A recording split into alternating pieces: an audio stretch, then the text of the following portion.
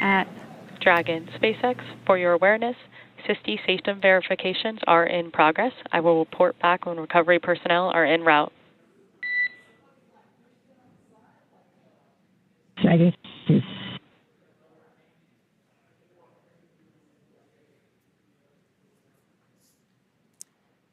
Yeah, so now you can see a couple fast boats are going to be approaching the Dragon spacecraft.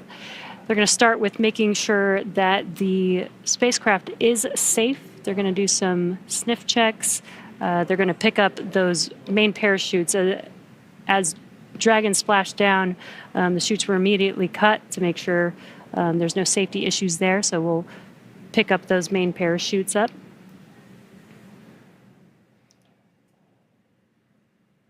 And once the crew deems that the spacecraft is safe, then our recovery vessel Shannon can begin to approach and begin the recovery process. So we are now eagerly waiting on recovery of our Dragon spacecraft with the AX-4 crew. Dragon has already autonomously completed several steps to save itself following splashdown. So for those of you just joining us, the return of AX-4 has gone smoothly so far, and we just got great confirmation that crew has splashed down. So Dragon successfully re-entered the Earth's atmosphere, followed by deployment of its parachutes to slow the spacecraft down to a gentle 15 miles per hour. And at that point, they successfully splashed down in the Pacific Ocean at 2:31 a.m. Pacific time, off the coast of Southern California. So at this point, like you mentioned, Jesse, we are just waiting for Dragon's recovery from Shannon. Yeah, upon detection of landing, Dragon automatically releases the main parachutes to prevent wind from pulling the spacecraft. Dragon then automatically saves any pyrotechnics still present on the vehicle and may automatically perform additional minor system reconfigurations. The astronauts remain seated and in their suits at this point, but the onboard air conditioning keeps temperatures in check inside the spacecraft, and the communication systems on board remain powered so the crew can continue to communicate. And as we're watching, SpaceX has 2 fast boats in the recovery fleet, which move very quickly to get to the splashdown point. And those are being followed by Shannon, the main recovery vessel, which will move into position upwind of the spacecraft. The 2 fast boats have very specific roles here in these operations. The first fast boat makes initial contact and is focused on immediate safety inspection of the vehicle, checking for vehicle integrity and any presence of hypergolic propellant vapors. This ensures that it's safe for Shannon to approach the Dragon spacecraft. Now, once Dragon is cleared for full approach, the team begins rigging the spacecraft for water recovery by the recovery ship. The second fast boat is responsible for parachute recovery and also serves a redundant boat to the first. So we'll also see a team member on a jet ski helping to gather up the now detached parachutes that you mentioned came off, Jesse. Yeah, and it'll take a little over 10 minutes for the recovery crew to complete their safety checks. Then once they're complete, the team will begin preparing Dragon to be lifted into the recovery vessel. As part of the preparation for this lift, one member of the recovery team will climb on top of the spacecraft so that they can attach Dragon's hoist rings and connect the lifting lines. Now, it will take us less than an hour to raise Dragon to the recovery boat and remove the crew from the spacecraft. And then after medical checkouts, the crew will return to shore by helicopter and then be flown back to Houston. That's right. And each of these next steps are entirely dependent on the status of the crew. Axiom Space's Dragon SpaceX, we have pulled go for recovery personnel approach. Expect fast boats alongside in 1 minute. Dragon copies. We'll be waiting. And with that call from Core to Commander Peggy Whitson, you can see now the fast boat making the 2 fast boats making an approach to the Dragon that you see in the middle of your screen with that flashing green beacon. Now, as we mentioned, Axiom Space's chief medical officer is on the main recovery ship Shannon and is ready to put eyes on this crew for the first time since they departed quarantine together. And our medical teams will be with them every step of the way home.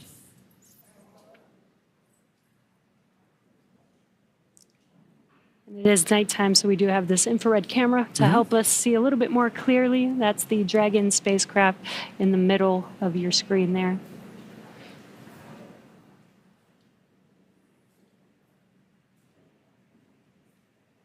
These SpaceX fast boats are now making initial contact with the Dragon spacecraft, excuse me.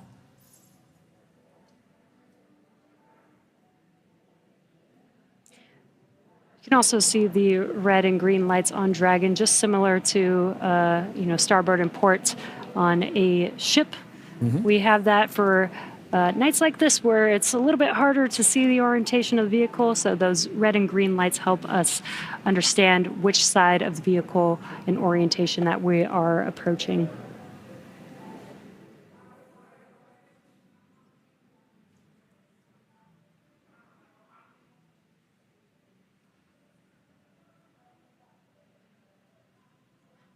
And it does look like they are pulling a main chute out of the water there. Again, those detach immediately as soon as the spacecraft splashes down. This helps prevent the wind from dragging the spacecraft after it's splashed down and helps keep the crew safe. But we do recover those main parachutes, keep them out of the water. Exactly. And as we just discussed, each of these fast boats has a very specific role that they play. That is all part of, again, the ground operations that support the retrieval and recovery of the spacecraft, as well as the X4 crew. So all of these are part of the ground training that's required in order to pull off those operations safely and successfully. So even though we're having, splashdown at night, right, we're able to ensure that we're executing smoothly, but executing successfully.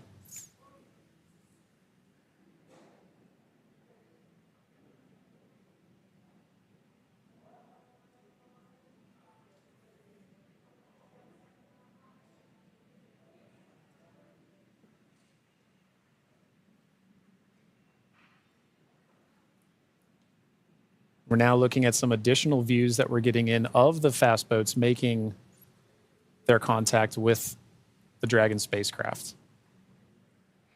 And we should be seeing a crew member actually climb on board the spacecraft, Yep.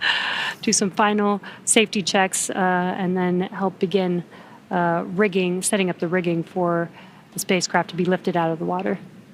That's right. It's all part of a coordination, a choreography of events, right? Getting from spacecraft is in the water. What are the next few steps that have to occur before we can get Dragon onto the recovery vessel Shannon? And this is a very key moment in that.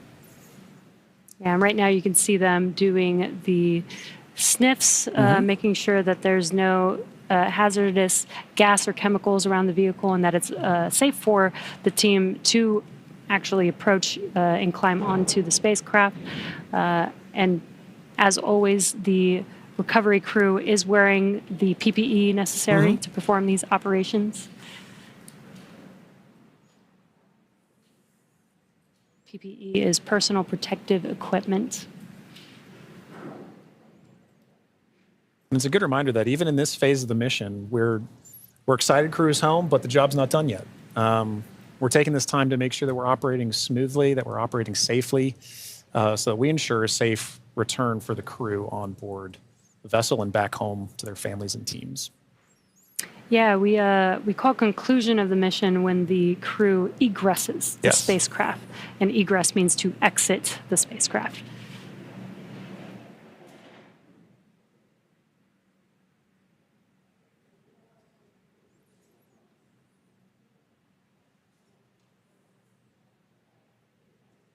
Got some calm waters there, which is great. Yes, exactly what we're looking for. Southern California, Southern Pacific Ocean, as we splash down off the coast of San Diego today.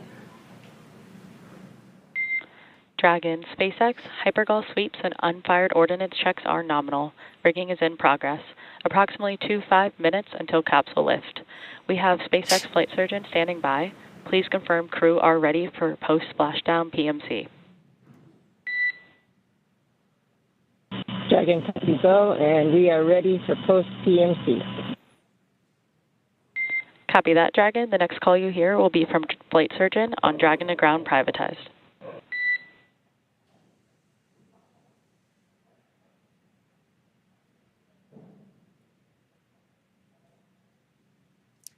And you heard those comms. The team is going to do some medical checks. They are going to do that on a private net. And that's what those comms were, confirming that they're switching the nets that they will be communicating on. And this is just to make sure that the crew is feeling okay. Exactly right. Through all those dynamic events. Yep. While for us watching Dragon re-enter the Earth's atmosphere from afar, there's a lot going on in that spacecraft there with the crew. So just making sure that the crew is feeling good and checking in with how they're doing. Exactly. It's an important touch point for kind of reaching a key milestone on the return trip home. As just mentioned, it's a very dynamic phase of flight. In those private medical conferences or PMCs with a SpaceX flight surgeon, really allow ground teams to be able to make an initial assessment of crew while the team is also the ground teams outside are continuing to work that rigging. They mentioned it take about 25 minutes for crew to rig and then hoist the Dragon spacecraft into the recovery vessel. So while those operations are happening, crew will also be talking with ground medical personnel just to get an understanding of, hey, how's everybody doing? How are you looking forward to it? Yeah.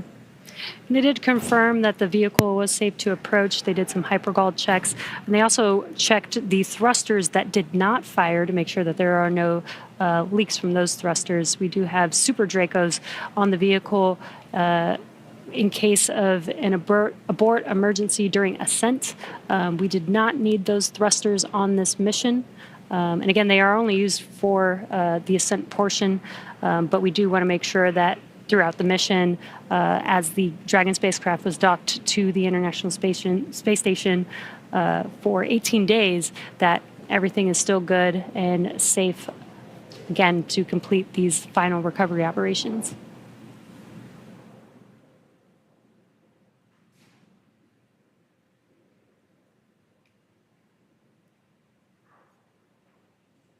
And again, it's a little dark because it's very early morning, but you can see the little window on Dragon and the light. Little light inside there as the crew is patiently waiting recovery operations.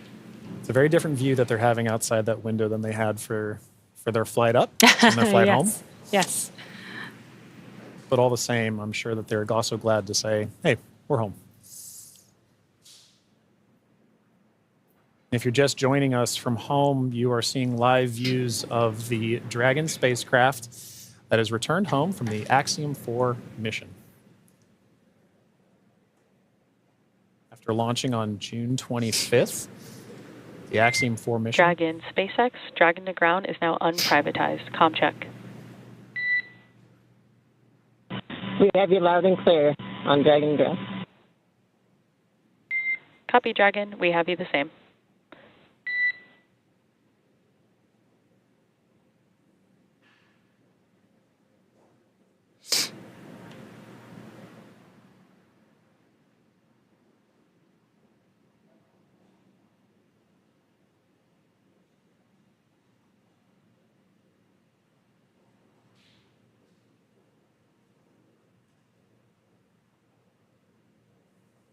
You can now see on the screen SpaceX support personnel beginning the rigging procedures to ensure that the Dragon spacecraft is rigged. SpaceX, be advised, we're going to step into transitioning the forward link.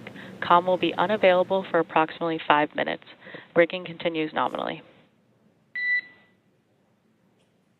Dragon copies, 5 minutes. LOS.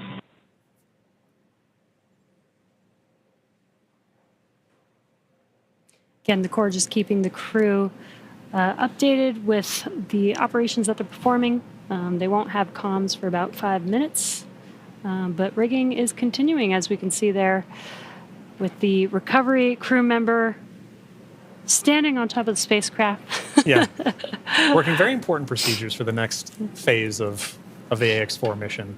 And for those of you who have been following along since June 25th, when a Falcon 9 lifted off from Kennedy 39A, this was a pristine new Dragon. That crew had the privilege and the pleasure of naming Grace. And now that it's gone through its first mission and landed back safely in the Pacific Ocean, you can see exactly what the spacecraft goes through on its return home, but very much a sign of a successful mission.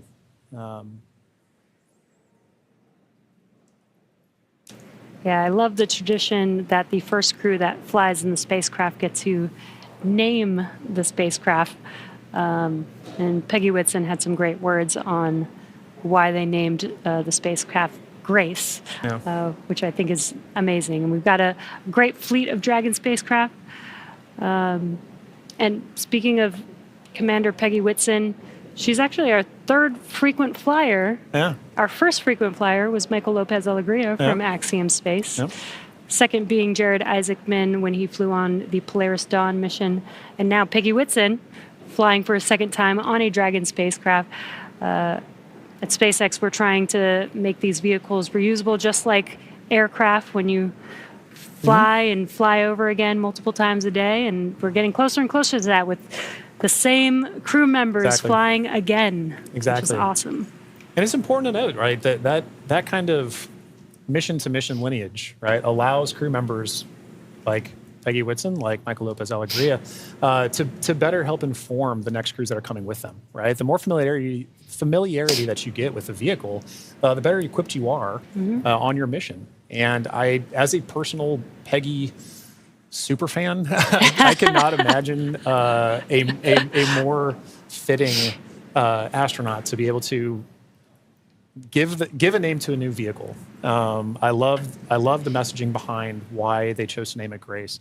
And to your point, Jesse, about the frequent flyers, I loved that during launch we could see I don't know if it's a new tradition potentially, but we got to see some boarding passes that SpaceX provided to the AX4 crew, and because of her frequent flyer status, Peggy Whitson got a gold boarding pass, and I absolutely adore that she was able to have that distinction.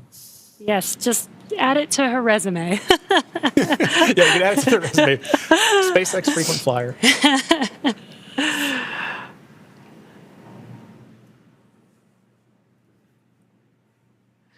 Yeah, I love the boarding passes. Again, always trying to make it as common as aircraft, planes that we fly on every single day. Exactly. And we're still just in the beginning, but I feel like we've made a lot of progress in the last 5 years, and we still have a lot of new things, new missions, and improvements that we want to make to, future spacecraft and launch vehicles.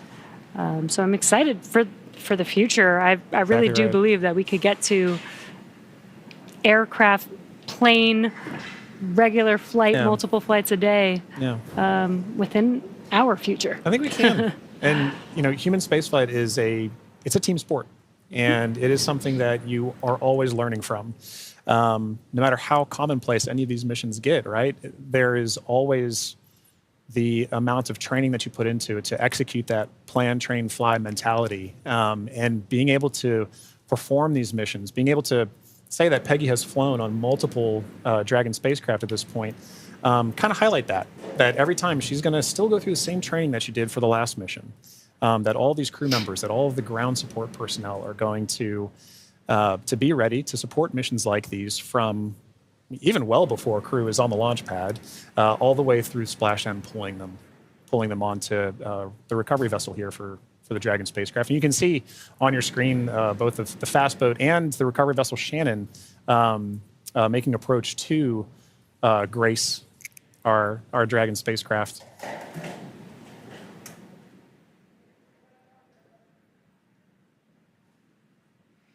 There you could see what we call the Dragon nest. When the spacecraft is lifted up out of the water, it's going to seat into that ring that you see there at the end of the recovery vessel there.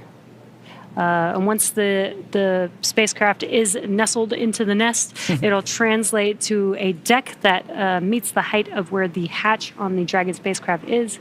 That'll enable the crew to egress or exit the spacecraft easily onto a platform in the recovery vessel. And talking about the crew, Jesse, we've mentioned this idea of this kind of understanding the aspects of spaceflight, as mentioned earlier, being able to do STEM engagement on the mission, but also being able to spend time and honestly, your crew commander being somebody like Peggy Whitson, for Shooks and Suave and Tibor to be able to take that knowledge back to their respective space agencies and to their countries is a huge step forward for what you just mentioned earlier about making sure that that human spaceflight as a team sport continues for everybody to understand what's going on, because now Shooks and Suave and Tibor have a very important distinction, and they now have a very unique perspective on what it takes for a human spaceflight mission to occur. as first time astronauts, they're going to take back all that knowledge from their time on the International Space Station and be able to make huge impacts with their space agencies in their countries. Yeah, I'm sure they learned a lot from Peggy Whitson, but also the other crew members that are currently on board the International Space Station. They got to interact with so many different people with diverse skills. Exactly. And 18 days Yeah. is quite a long time in is. space. It is. So it's a good amount of time. I believe this is the longest duration for an Axiom space mission so far. That's right. We heard a lot of those kind of sentiments shared between the AX-4 crew and the Expedition 73 crew currently on the International Space Station during their farewell ceremony, during their undocking last night. It really kind of underscored the aspect of once you're up there, once that hatch is open, it's all one team. Mm-hmm. It is. Like we keep saying, it's a team sport, but once they were in there integrating with the Expedition 73 crew, that AX-4 crew was learning so much more. And it was highlighted in everything that they were able to execute, right? We mentioned earlier over 60 research projects, over 20 STEM engagements, outreach events. Over 18 days, that's an incredible amount of time packed into their timeline, just coupled with sleeping and being there, but also like the aspects that they're not timeline, but engaging with the crew, sharing cultural touch points, understanding each other, getting to learn each other. And they did have the benefit of getting to meet this Expedition 73 crew before their flight. So by the time they were opening that hatch, they kind of knew each other. And I think it's an incredible aspect of this mission for sure. That's so awesome. Yeah. I wonder what their comms were. I'll meet you in space. Exactly right. I wish I had the ability to say that. That'd be so cool. One day when we're all able to fly in space. All right, sounds good. I'll see you in space then. See you in space, John.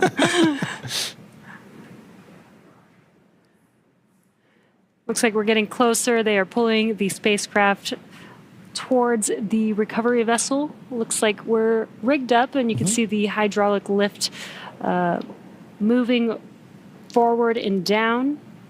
And then it will begin to lift the spacecraft out of the water and again into that Dragon nest that you see there on the recovery vessel.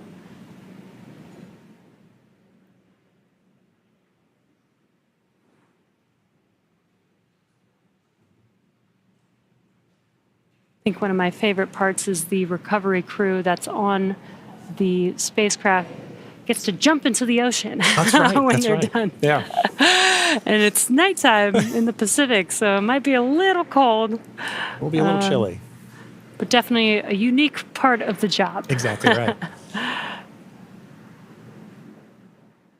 And you can see all the support crew. There was just a fast boat on the screen that made its way off screen there, but you can see the number of support crew that's kind of going into supporting an operation like this.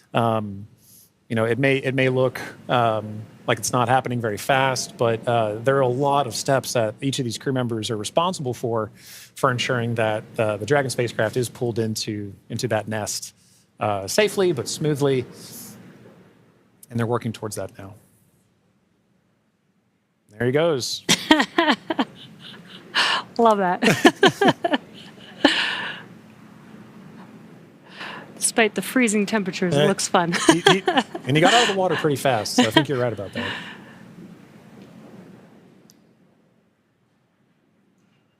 All right. Looks like lift is about to begin.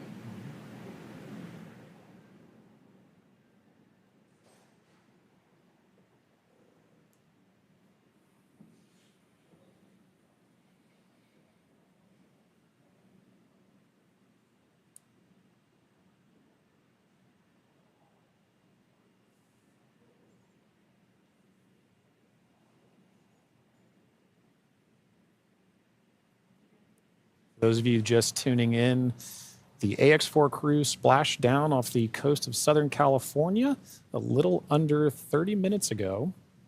And we are now in the Dragon SpaceX, rigging is complete.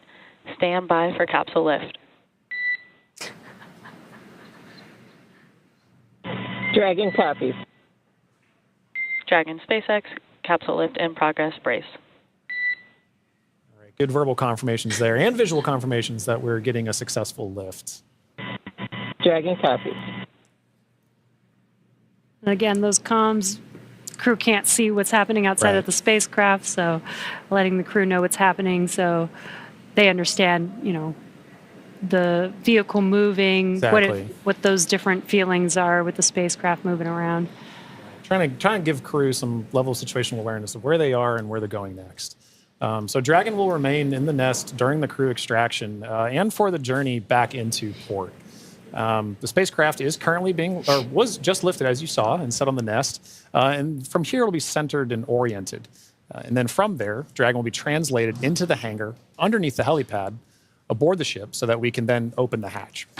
And once open, a SpaceX medical doctor will be the first one in to check on the crew to see if they are ready to egress out of the vehicle. And as we noted earlier, Axiom medical teams are also on the recovery vessel working in tandem with SpaceX staff to assess and assist the crew. The astronauts will egress, or what we call exit, from Dragon's side hatch, pending spacecraft orientation in the water. Before opening the hatch, the spacecraft's cabin pressure must be equalized with the outside environment. Now, once the hatch is opened, that will be the Axiom 4 crew's first breath of fresh air since boarding Falcon 9 at the start of their mission on June 25th. And that will be an exciting moment for the crew, I know. But for the crew and also for the ground crews, getting that first confirmation of your crew exiting the spacecraft, getting good medical checks, and then coming out and giving a thumbs up is something everybody wants to be able to see, and we'll be able to see it soon. Yeah. And it looks like the spacecraft is nestled into the nest. Dragon SpaceX, welcome aboard the recovery ship. Apology for the delayed call earlier. We are still working to transition the forward link. Recovery personnel are completing their final checks, and I will let you know when we are ready for translation across the deck to the egress platform.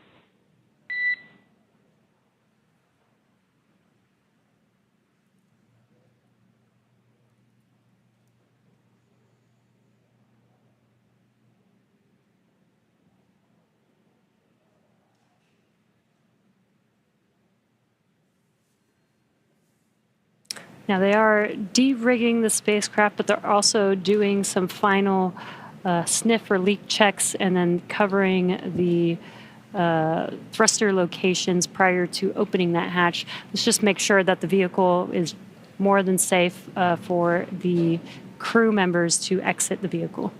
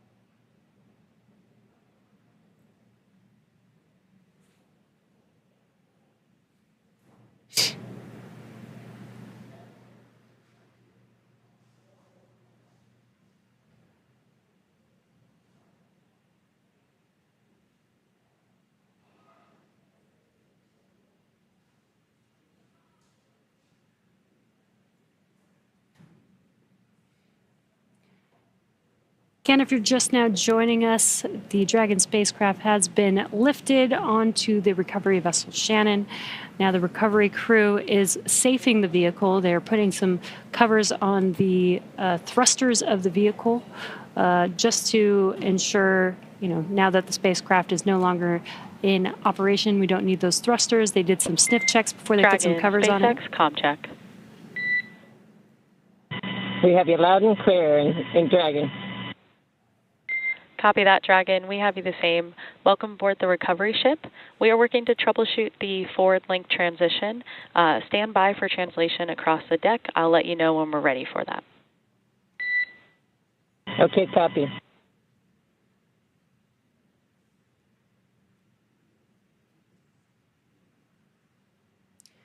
The crew is preparing for translation. This is where that Dragon nest is going to move the spacecraft towards the deck, and that deck is going to meet the bottom of the Dragon hatch, and that'll enable the crew to egress or exit the Dragon spacecraft onto a platform on the recovery vessel. And again, the recovery crew looks like they may have finished safing the vehicle in preparation for that translation. As you mentioned, Jesse, that hatch that you see right in the center of the spacecraft, when we see crew egress from that, SpaceX medical personnel will be there to assess crew and assist them along with other ground support crew out of the spacecraft. And at that point, that'll be our first time being able to see the AX4 crew since their liftoff to the International Space Station on June 25th.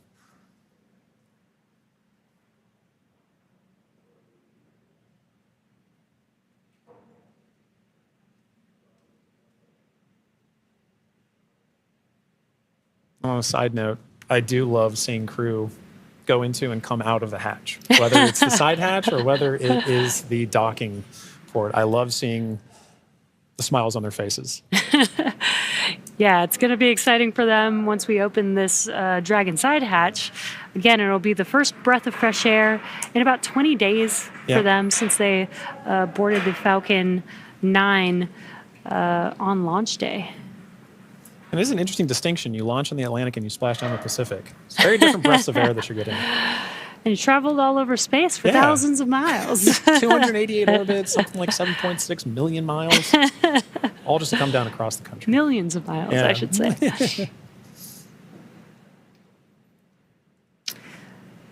It's definitely a great passport to have. It is. Maybe that could be the next memento that we can provide crew before they lift off as a passport that they can see. I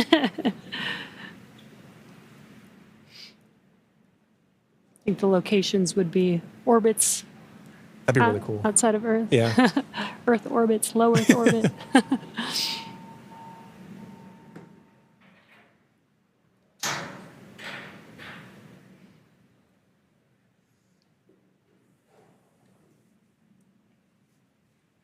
Again, next up, we are expecting the translation of the Dragon spacecraft named Grace, named by the Axiom Mission 4 crew. Again, the spacecraft will translate in preparation for hatch